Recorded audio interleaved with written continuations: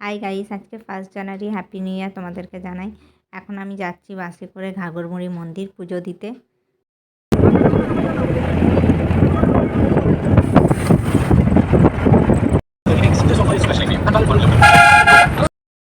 বাসে থেকে নেমে পড়লাম, দিয়ে হাঁটতে হাঁটতে যাচ্ছি ঘাগরবুড়ি মন্দির। এখন আমরা ঘাগরবুড়ি মন্দির পৌঁছে গেলাম। দেখতেই পাচ্ছ প্রচুর ভিড়, প্রচুর গাড়ি এসেছে, অনেক মানুষ এসেছে। দিয়ে আমরা পুজোর ডালা নিয়ে নিলাম আর প্রতিগুলো দোকানে রেখে দিলাম। তারপরে আমরা লাইনে দাঁড়াবো। এখন আমি লাইনে দাঁড়িয়ে আছি, পুজো দেব।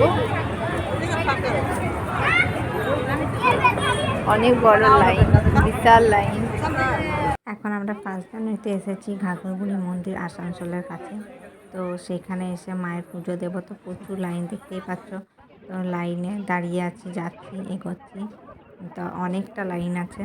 তো এই প্রথম এলাম 5 জানুয়ারিতে, কারণ আমরা অনেকবার এসেছি, কারণ ফাঁকা টাইমে পুজো দিয়ে গেছি, তখন এতটা ভিড় ছিল না। এখন খুবই ভিড়। এবার ভেতরে যাওয়া যাক। আরো ভেতরে আরো লাইন আছে, তো ভেতরে লাইনে চলে এসেছি।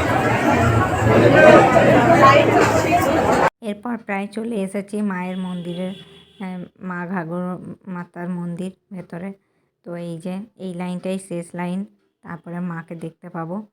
তো অনেক ফোনের অপেক্ষার পর মাকে দেখতে পাচ্ছি, তোমাদেরকে একটু দেখাচ্ছি। দেখো, মাকে প্রণাম করে নিলাম।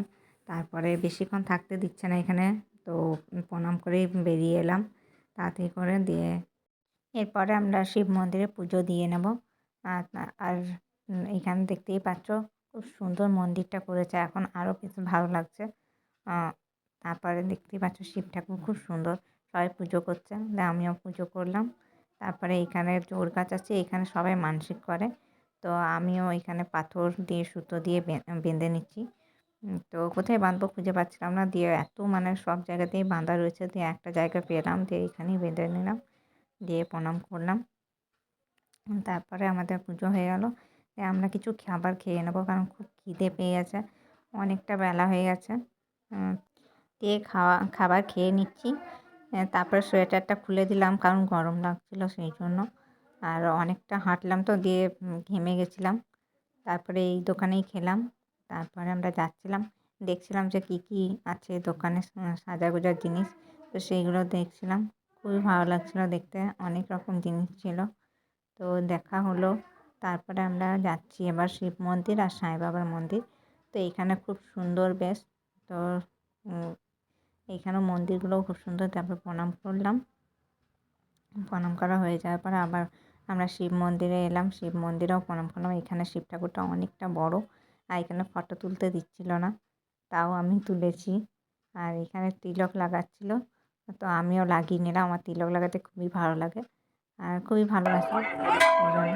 তারপরে ঘন্টাটা বাজাচ্ছিলাম, অনেকটা বড় ঘন্টাটা ছিল, খুবই ভালো লাগলো। তারপর অনেক ঘোরাঘুরি হলো, দিয়ে আমরা অনেক কিছু ঘোরাঘুরি করার পরে এবার একটু মুড়ি চপ খেয়ে নেবো। দিয়ে মাসি মুড়ি এনেছিলো, তো আমি চপ কিনে নিলাম। তারপরে একসঙ্গে বসে আমরা খেয়ে নেবো, দিয়ে বাড়ি যাব। তো এই পর্যন্ত আমার ব্লগটা ভালো লাগলে আমাকে সাপোর্ট করো, অনেক ভালোবাসা দিও। দিয়ে এখন হাঁটতে হাঁটতে বাসে চাপার জন্য রেডি, দিয়ে বাসে চেপে পড়লাম। তারপরে রানীগঞ্জে চলে যাব। টাটা, বাই বাই, ভালো থেকো।